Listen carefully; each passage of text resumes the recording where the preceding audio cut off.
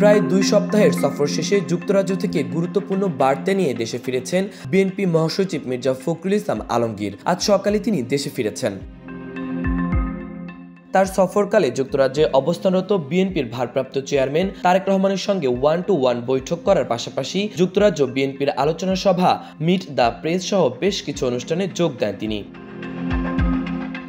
দলের ভারপ্রাপ্ত চেয়ারম্যান পরবর্তীত রাজনৈতিক পরিস্থিতিতে নিজ দলের আরও শক্তিশালী করার পাশাপাশি চেইন অব কমান্ড বজায় রাখা, ধৈর্যের সঙ্গে পরিস্থিতি মোকাবেলা করা, একটি অবাধ, নিরপেক্ষ ও সুষ্ঠু নির্বাচন আদায় করা সহ বিভিন্ন জটিল ও কঠিন বিষয়ে বিএনপি মহাসচিবকে গুরুত্বপূর্ণ দিক নির্দেশনা দিয়েছেন বলে জানা গেছে।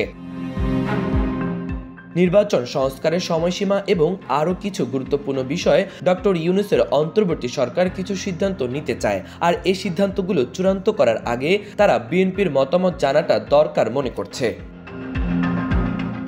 আর এসব পরিকল্পনাকে সামনে রেখে সরকারের প্রস্তাব নিয়ে বিএনপির ভারপ্রাপ্ত চেয়ারম্যান তারেক রহমানের সঙ্গে আলোচনা করতে ও সিদ্ধান্ত জানাতেই মির্জা ফখরুলের লন্ডন যাত্রা।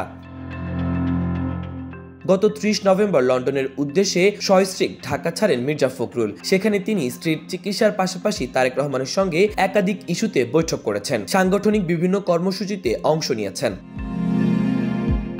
এর আগে সর্বশেষ 2018 সালে একাদশ জাতীয় সংসদ নির্বাচনের আগে তিনি দুবার লন্ডন গিয়েছিলেন। তবে 5 আগস্ট শেখ হাসিনার পতন ও রাজনৈতিক পট পরিবর্তনের পর এবারই প্রথম সরাসরি লন্ডনে যান মির্জা ফখরুল।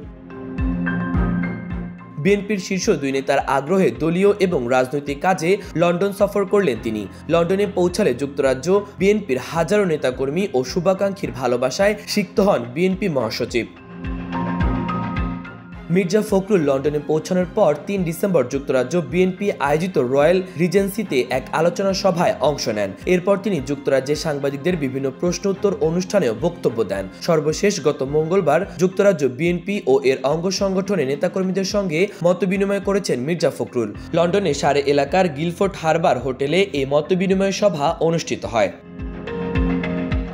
এসব বৈঠকে দেশের চলমান কঠিন পরিস্থিতিতে দলীয় নেতাকর্মীদের ঐক্যবদ্ধ রেখে সাংগঠনিক শক্তি বৃদ্ধি, শরিক দলগুলোর সঙ্গে সম্পর্ক আরও সুনির্ভর, ধৈর্যের সঙ্গে পরিস্থিতি মোকাবেলা করে একটি অবাধ ও সুষ্ঠু নির্বাচন আদায় এবং দলীয় বিভিন্ন কঠিন ও জটিল কাজগুলো সুষ্ঠুভাবে সম্পন্ন করার বিষয়ে তারেক রহমান গুরুত্বপূর্ণ দিক নির্দেশনা দিয়েছেন।